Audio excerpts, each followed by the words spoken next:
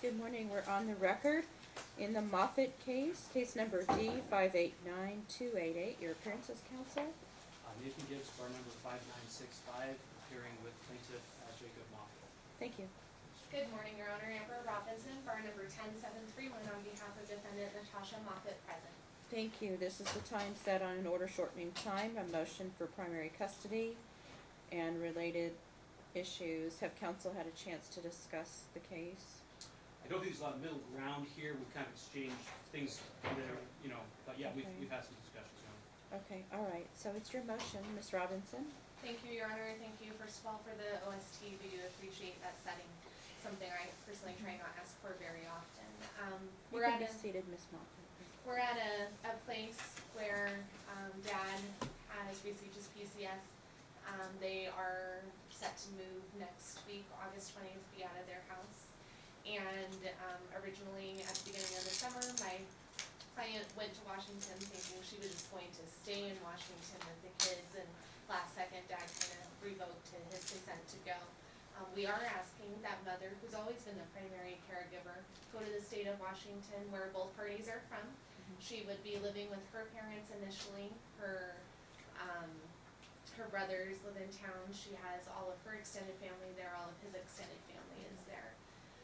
The court saw in our moving papers that Dad has deployed several times throughout the party's marriage, and Mom has been the party that has stayed home and watched the kids. And Dad, she's trying to give credit where credit's due. He's really tried to step up in this last year. Before, he would kind of just forego all the parenting responsibility to my client.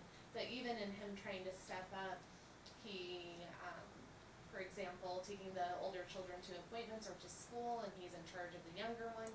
She can't get him out of bed. There was a school function that they were doing for a report, I believe it was, where the family needed to travel to somewhere else in Nevada and write about it.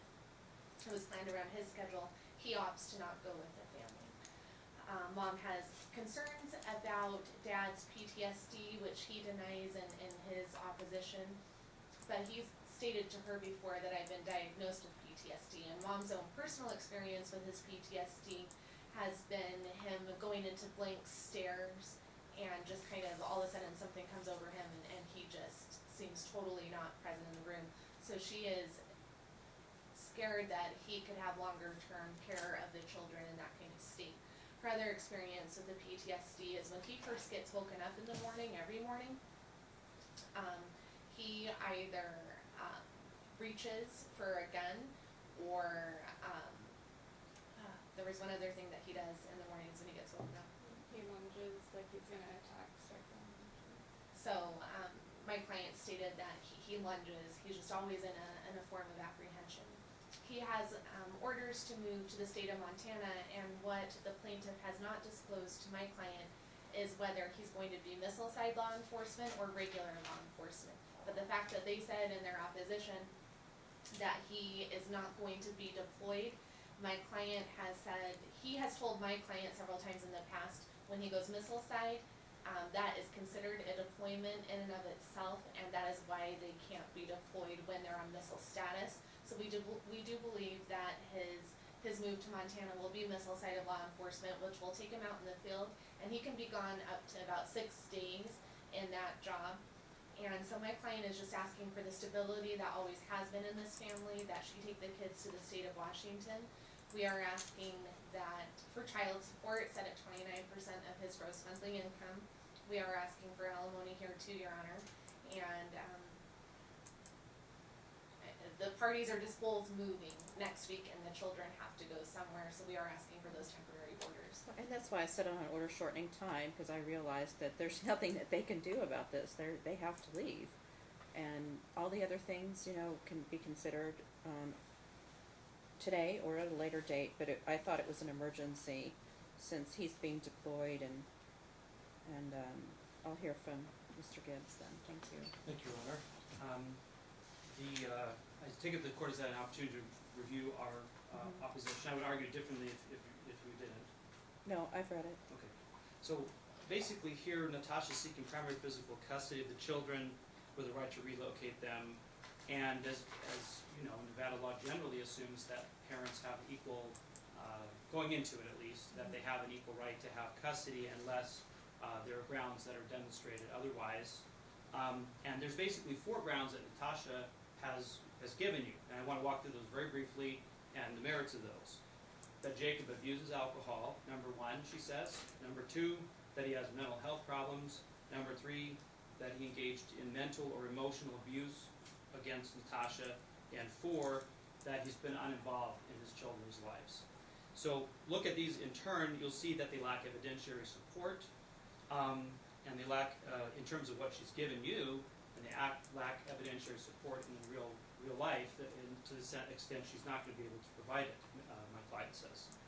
Alcohol abuse, there's no evidence that he abuses alcohol, that he's got a DUI or anything like that, and he hasn't.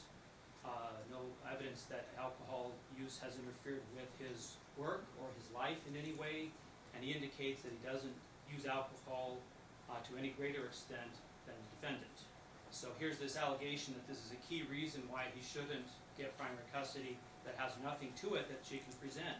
No arrests, no crashing the car, nothing. It's just a made-up thing, or it's her perception. Number 2, mental health. Jacob has acknowledged that he went through a period after the loss of 2 friends where he had a difficult time, and that started last year, 2018, where he was profoundly depressed. And he sought treatment for his depression, and so far as he knows, he was not diagnosed with post-traumatic stress disorder. He hasn't seen what the therapist's notes are. The therapist said that it wasn't conveyed to him per se, but he was having trouble concentrating. He was having profound depression and sorrow, and he went to get treatment for that, learned some tools to deal with his feelings, and he was able to do that. But he denies these allegations that he has, acted in a dangerous way, and there's really nothing to it other than she's talking about a look. And a couple of these things were just, the first time I heard them was here, and I'd have to defer to my client whether he jumps or starts like that when he wakes up. I don't know, because that wasn't in the pleadings and wasn't thought to be important enough to mention, to put it in the pleadings. But she admits that there's no domestic violence of any kind. She has, while saying that she's concerned about post-traumatic stress, his ability to watch the children for a lengthy period of time, she was fine with him having the children for, I think, was it 5 days in June? Yes, sir. And then about 6 days in July away from her. She's fine with a big, long amount of time like that, but of course, when we're in court, she's worried. So she didn't say anywhere that she thinks his time should be supervised. She simply is trying to use something that has not been documented or shown with any examples that's even a concern. But my client is candid to the court, yeah, he was depressed. He lost some friends that were very dear friends, people he looked up to and he'd served with in the military. But there's no evidence that he has a mental illness in the sense that she's trying to spin. The third thing, mental and emotional abuse. Again, this is a label. She can't give you any examples of any mental or emotional abuse that my client has done, yet she's throwing that around as if it's a fact. The only thing that she mentions of any overt act was an act where my client is alleged to have thrown a keyboard from a game system. He acknowledged that he did that, but it wasn't in the circumstance. She said he found out that she'd had one of multiple affairs. He was upset, and he threw this equipment on the ground. That certainly is understandable in the circumstance, and it hardly is a reason why you would be concerned about someone. Might be more concerned if they had no feelings, no emotion at all. She admits that there's no violence. She's all been very comfortable with him being around the child. Fourth issue of being uninvolved in the children's lives. Well, first of all, when you have someone that has been a stay-at-home mom most of the marriage, naturally the roles develop that way, where she's able to go to more things and assumes that role while dad is working. She has been working in the marriage since last fall. Started out with a Christmas type job and then kept it, but it's according to her financial disclosure form, it's presently between about 26 and 30 hours a week. It's a part-time job. My client has had different kinds of shifts. The one that he has now and that he's had for the majority of the last year would be having going into work late early evening and finishing up about 5 or 6 a.m. and he has been able to be involved in taking children to school and picking them up and things of that nature. And he has never missed a choir concert. He has helped them with his homework. He's gotten up with the children at night. He's been very much involved. But to say he's checked out because he overslept once for an event that was taking place at 11 or 12 in the morning, that would be after about 4 hours, maybe 4.5 hours sleep. Yeah, he missed one event, I think, like that, he indicated. And for the most part, he's been able to attend events unless there has been some kind of a work conflict. He's explained the issue that she made a big thing of, where he chose not to go to this Boulder Dam thing. That he had arranged to do it on one date. Mom didn't want that, she wanted it moved, and he wasn't able to accompany because she moved it. Used to be, when I started in 1996 practicing law, there was a factor that we'd say, consider who's watched the children more, who's been their primary caretaker. You're certainly not barred from considering that, but it was removed from the statute as something that you must consider, among other things, many years ago. And I think, I'm speculating here, but I assume that the legislature thought just because someone has done that more in the marriage does not mean the other person can't. And certainly there is a lot of spin being put on this to suggest that he's incapable of watching his children and has been completely uninvolved. That's just not the case. So when you look at the relocation part of the matter, Your Honor, the application of NRS 125B.0035, 4 factors, really favored Jacob in a number of ways over her. And we pointed out that during this summertime when they were apart this summer, she refused to answer the phone on 2 occasions when he was trying to call his children. My client decided to try to go through his sister to find information about his children. That's not somebody who is trying to promote frequent associations and a continuing relationship. He subsequently found out that his son Alan, a cell phone had been purchased for Alan, and then he was able to talk to the children through Alan's cell phone. But before that, she had her chance to show the court how she's going to co-parent. What did she do? She refused to pick up when he would call and try to talk to his children. The level of conflict, there's some conflict, like any divorce, but the unwillingness to co-parent shows what she's done. She's going to cut off Dad in many ways because she's angry at him in the divorce. And then she also is escalating the conflict by making up allegations that have no proof, like that he's an alcoholic and that he's mentally engages in mental cruelty. That's sort of escalating the conflict with facts that are not supported. Ability to cooperate to meet the needs of the children. Well, she's shown an inability to cooperate to meet the needs of the children. My client denies, by the way, that he gave permission to move to Washington and then revoked it. What he has said is that she said, I'm going. I'm taking him. You can like it or lump it, essentially. She had her father come down here to move the children, and Jacob had to have his counsel write a letter to make it clear that he wasn't okay with that.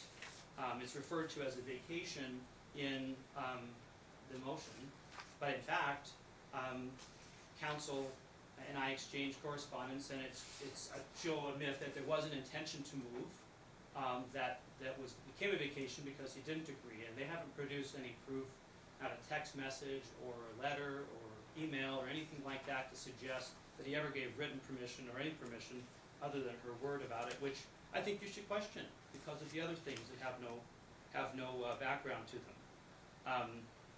You look at the mental and physical health of the parents. She has had some depression, and she has engaged in cutting during the marriage. Not very recently, but she's had struggled with that issue herself. She has told him that she wished to die, and she has some suicide ideation. So there's some concern on his part about how she responds in stressful times. She lacks patience with their son Alan, who belittles him. She seems to have difficulty appreciating his conduct in light of his age. Age-appropriate expectations are lacking there.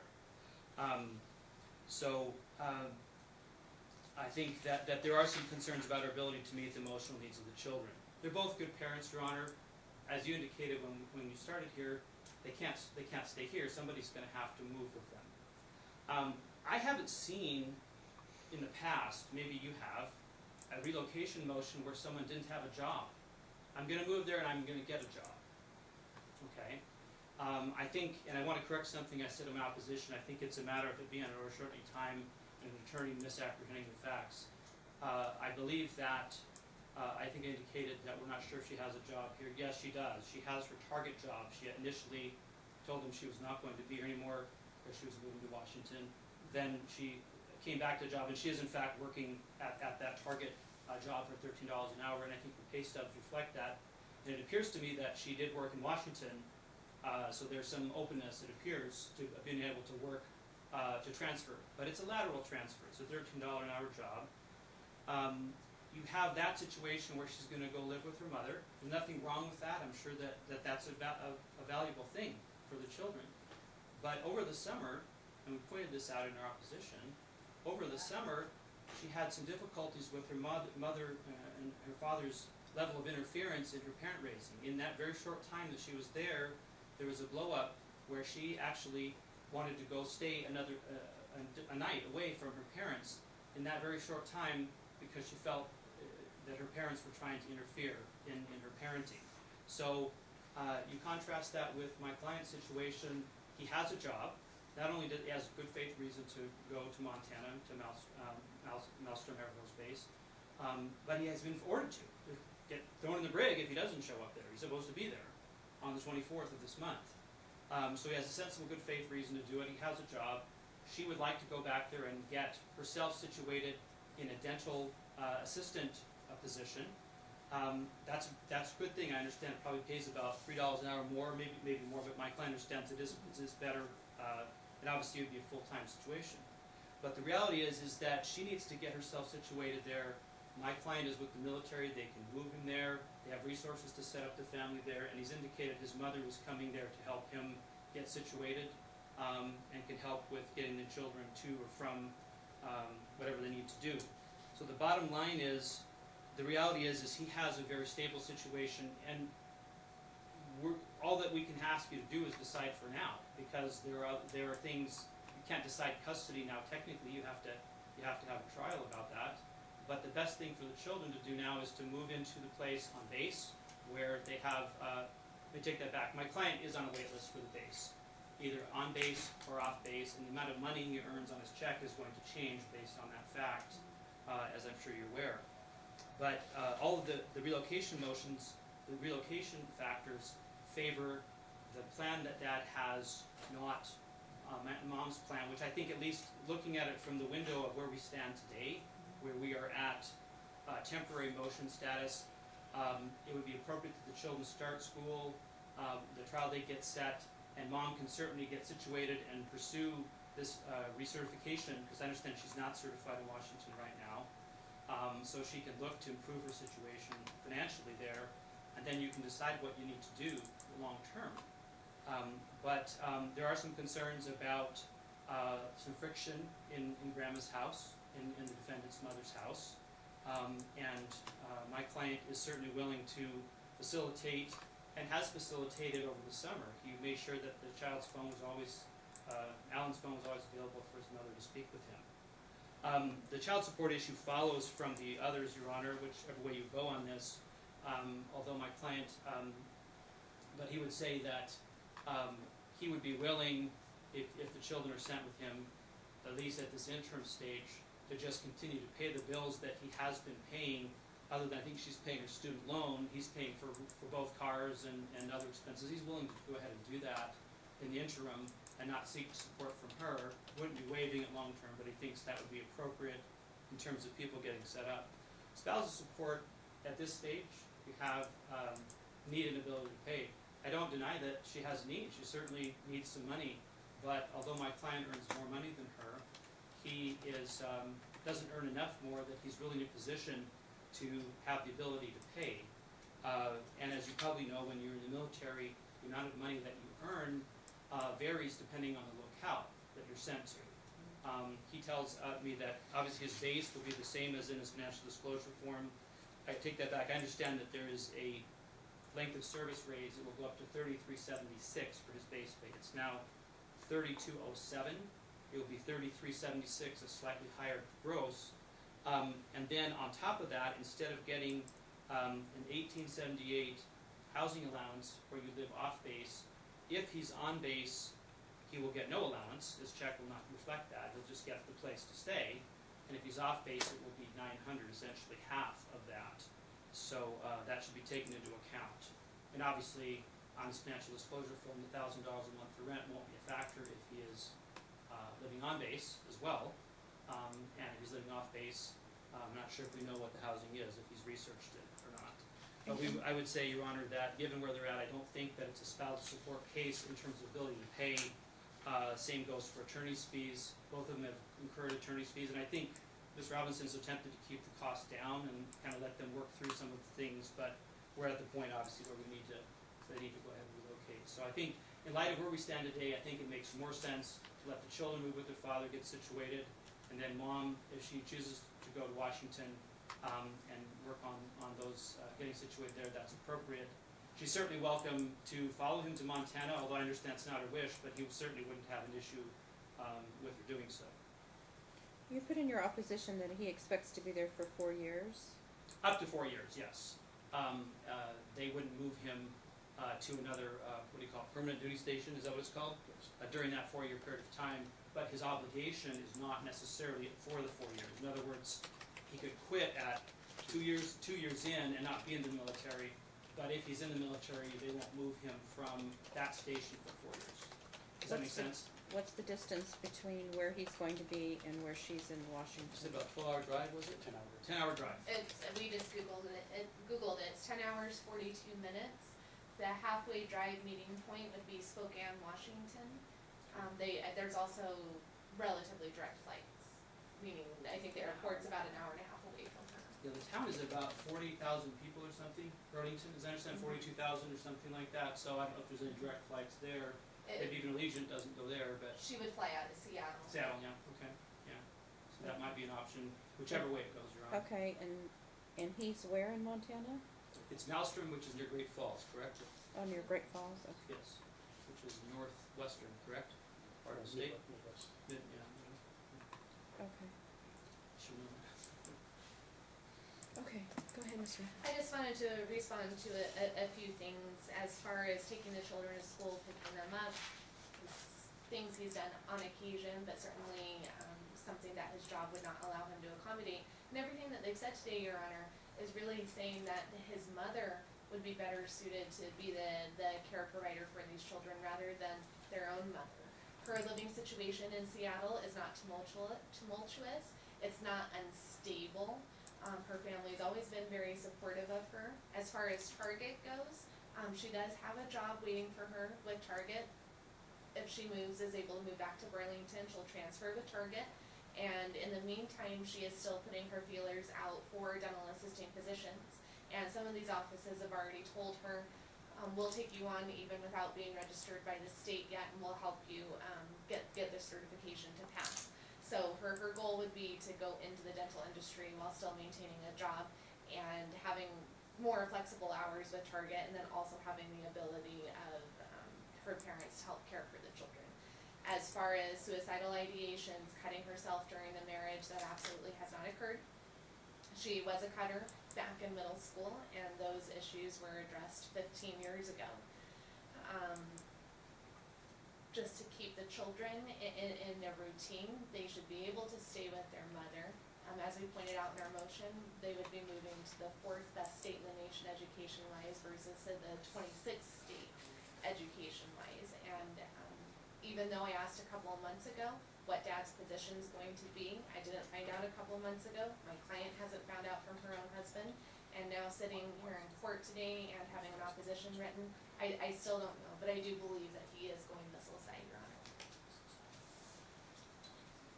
He indicates it isn't missile site, it's law enforcement. He'll be doing some law enforcement thing. And it'll either be like a 9 to 5 kind of hours if he gets the position that specifically that he like, or if not, it would be law enforcement, and it would be whatever hours they assign. It's a fairly sizable base in terms of number of law enforcement officers. There's a lot of different things they could have them do.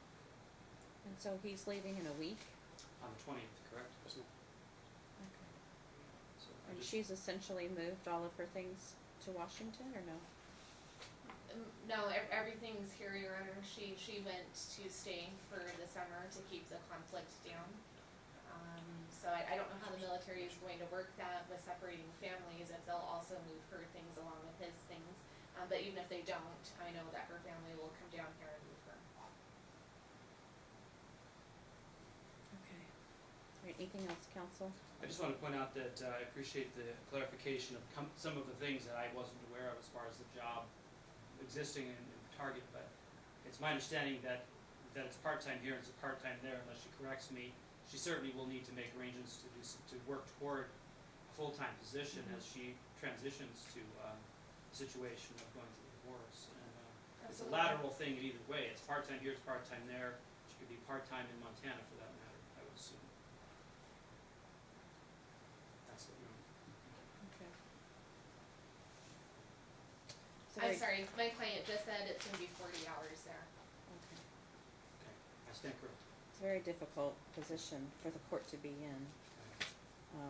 He has to go because he's being transferred. She wants to go, and I haven't had a trial, so I don't know who's the better suited parent.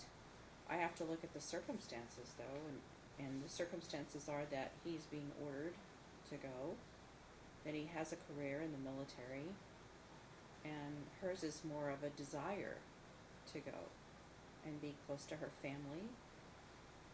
But I mean, she can work at Target. He has to go to Montana, and I'm stuck in the middle of this. It's a quagmire. I don't like making these types of decisions on a motion hearing, especially when they're 10 hours apart. Obviously, you have a 2-year-old.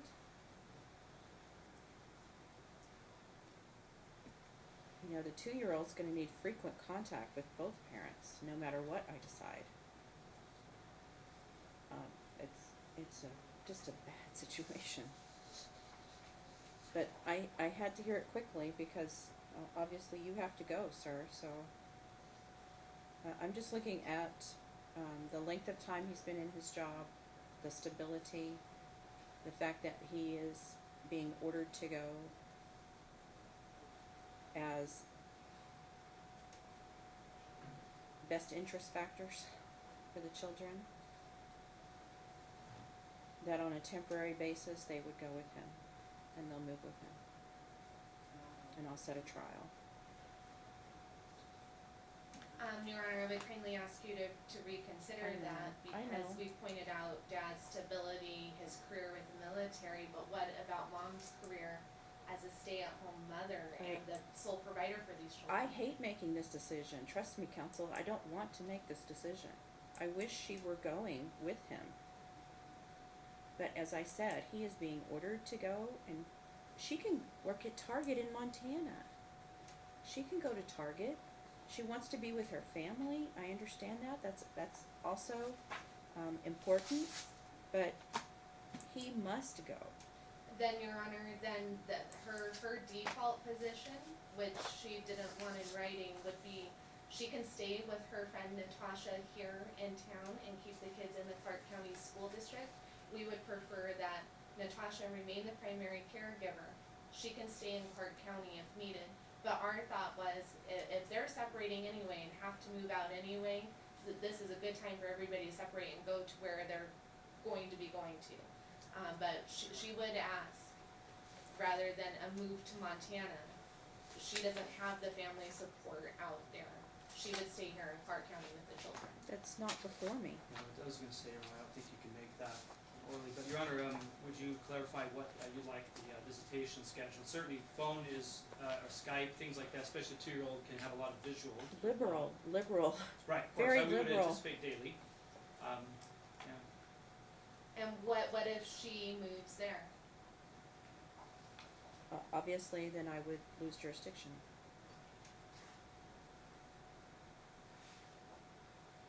If they're establishing a residence somewhere else, and they both vacate the state, all I can do is a temporary order. Well, then don't you lose jurisdiction anyway, no matter if she goes to Washington or to Montana? After 6 months, she does move to Montana, what would the visitation order be? I would send them to mediation to work on a schedule, unless council can work it out. It'd be quicker if council could work We it can out. try, Your Honor, if that's her, if she decides, I'm sure she has to think this through and decide what she'd like to do, and I'm I open think to so try to work too. something out. I think so too. I wouldn't wanna be separated from my children. I don't like making these decisions at all, not at all. You know, it's not fair for the kids either. It bothers me a lot. But I'm looking at his career and the fact that she desires to go there and he's ordered to go there. I mean, it comes down to literally cutting hairs. And, you know, I feel for her. But she has to go where her husband's going and where the kids need to go because they have housing, they have schooling, they're safe on the base. But she doesn't have housing there, Your Honor, and they can't live under the same roof. My client indicated that if she desires to, he would certainly not cause a problem in an interim. I mean, obviously, long-term, they don't want to be a couple, but she would be welcome to stay there if she wanted to. If not, he would see if there's a friend that perhaps would allow that, you know, some friends perhaps that would allow her to stay there. She knows, I'm not sure of these friends that are being mentioned, she knows no one there. Right, I understand.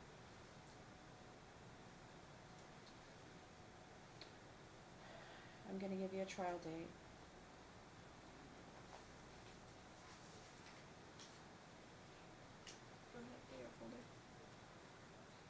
I gotta have it before the end of the year if I can. There's the 17th of, I can give you a half day on October 17th. If this has to be done quickly, this can't drag out.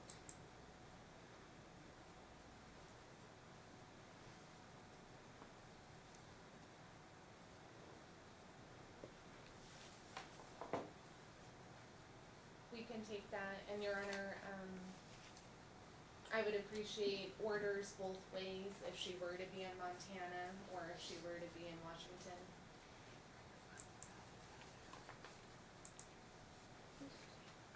You know, to make it easier, my client has indicated he would be fine with a 50-50 type of schedule if she is in Montana. If not, obviously that's not practical. He's not trying to get the children away from her for its own sake. He would be fine with the, because they're young, my personal view is I don't think week on week off is appropriate for two. It'd be better to split it if you're gonna do that. So there's, you know, every so many days they see their father or mother, but his position that one of the positions he's looking at has him work basically 4 long days and have 3 in a row off, correct? So if he gets that, he would naturally have a chunk of days off in a block, I think like probably Thursday, Friday, Saturday or something. But we just doesn't know yet for sure. Your Honor, and we do believe, again, that's the missile side, and when they say he'd be going away for 4 days at a time. He's indicated that's not the case, and you can impeach him in trial if he's lying to the court. He's indicated that's just not the case. Well, I would want her to have every weekend of the month but one. He could have one weekend of the month. She gets every weekend. This is if they're in the same If they're place? close enough to do that. The 2-year-old obviously isn't in school. I mean,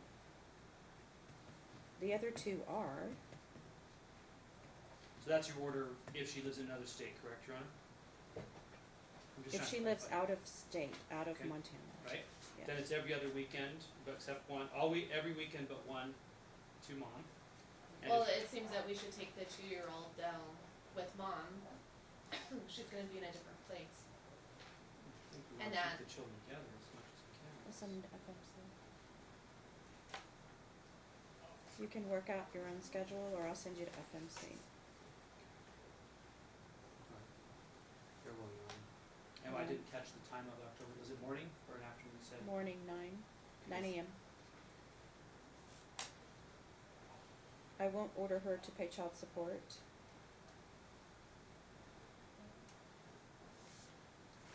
I can prepare the order, Your Honor, and if we can't iron it out, if you're okay, I'll insert the schedule we come up with in it, by way of stipulation, and if not, I'll I'm submit fine one. with that. Okay. I'm fine with that. Again, I don't like making these decisions. This is not what I should be doing. What about I the want the parents to make these decisions, not the court. What about the 2-year-old though, Your Honor? I'm thinking about dealing with the 2-year-old differently, but I don't know how that would affect the 2-year-old being away from siblings. So that's what I'm afraid of. Well, you know, my client indicates that she has a very strong relationship, and that doesn't mean she can't ever be separated, but I think keeping them together would be my client's desire. Then you would have the issue of transportation to the halfway point. So I would suggest that we assume the children be together like most cases, but we can try to endeavor in discussions to see if we can carve out, or they can in FMC, something else, so there's more liberal time for the 2-year-old child. And Amelia, I'm sorry.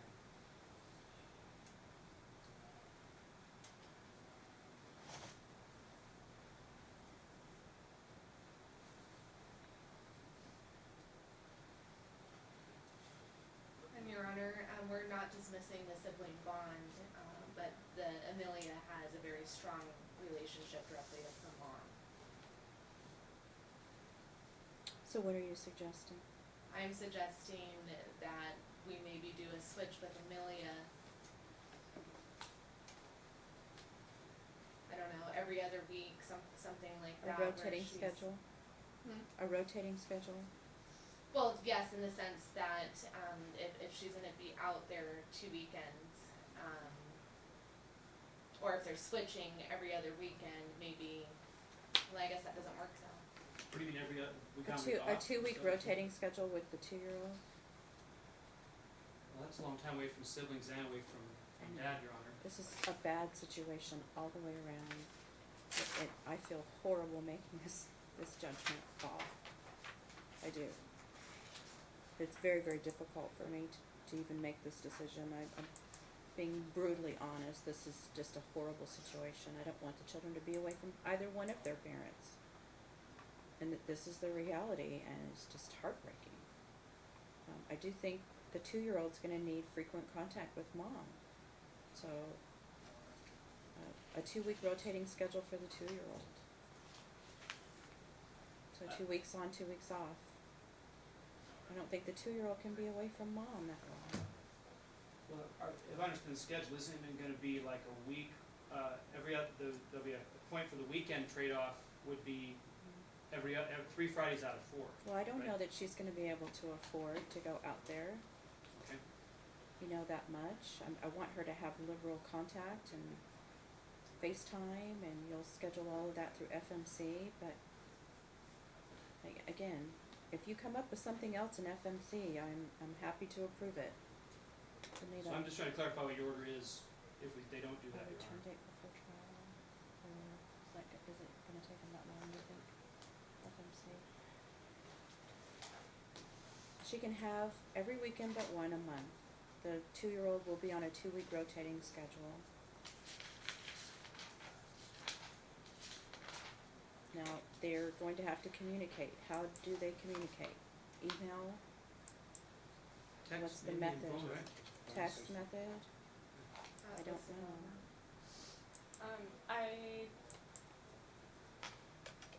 I have been trying to text with him, Your Honor, and most of the time I do not get any response back, Okay. so. Maybe a talking parents app. Yeah, I'll tell my client how to respond. okay. So they'll sign up for Talking Parents immediately. They'll communicate through Talking Parents. And Your Honor, if she does move out to Montana, can we go ahead and set a child support that would be effective upon a move to Montana? Well, you'll file a motion. That's not before me today. Right now, she's in the neighboring state, so. And I will try, if that happens, to agree. I mean, presumably her hours would be different and the income would be different and expenses, so we need to look at those and not expensive with the incomes. Okay. He'll make the car payment and the car insurance? Yes, Your Honor. Okay. And he's been paying everything except, I believe, like I said, her student loans he's been paying, the credit cards and the rest of the bills, correct? And he's willing to keep doing that. Okay, so he'll maintain the community obligation. I'm not putting a child support obligation on her, she just has to pay for her travel. For the visitation. And, the visitations would occur in the state of Montana, or she can take them to Washington? She can do what she wants to do, but, you know, just keep in mind that children are gonna be on the road or on a flight or something. It's, do what's best for your children, as far as the travel. The client is indicating he has some restrictions on how far off base he can go, so it would have to unfortunately be, he says he can't travel more than, he said, six hours away from the base because of his work. Okay. So they would need to be, at least get within that frame, this time, that window as far as getting the children. Okay. All right. Any questions, you understand?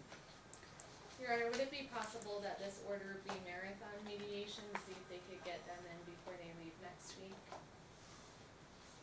They can sure try. That's one of those.